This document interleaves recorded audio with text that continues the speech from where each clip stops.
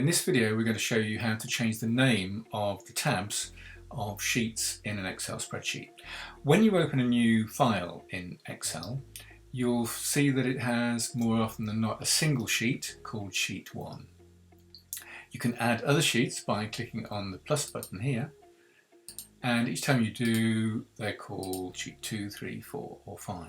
This is a really efficient way of having a lot of information in a very small space, but once these sheets are full it becomes complicated to remember exactly what's behind each of those sheet names. So it's useful and a great productivity tip to give the sheets a name that relates to the content that's behind them. And it's really easy to do. A lot of people don't do it because they can't find out how it works. It's very quick and we want to show you how to do it. So you select the sheet that you want to rename and click on it, and then you hold down the control key, click again, and a contextual menu will pop up. This is on a Mac. Click rename, and then you can change that to anything you like. So we're going to put photos there.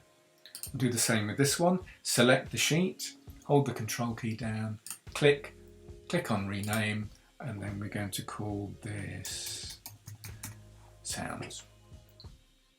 You can change the names as often as you need to, so you just select the tab that you want to change, click on it, hold down the control key, click again, and then do rename, and we're going to call this photo info. If you'd need to delete sheets, it's a similar process. Click on the sheet that you want to delete, hold control, click for the contextual menu and select delete. Now, because these sheets haven't got anything in it, you're not warned about it. And each time you do that, it will just delete it. If you have information in the sheets, if you've filled any of the cells or columns with information, when you ask to delete using this process, Excel will ask you whether you really want to do it, which is useful because if you've spent hours putting information in and you haven't saved it yet and you're not working on a copy, you really don't want to be deleting things. While we're here, it's worth showing you that it's very easy to move the tabs around.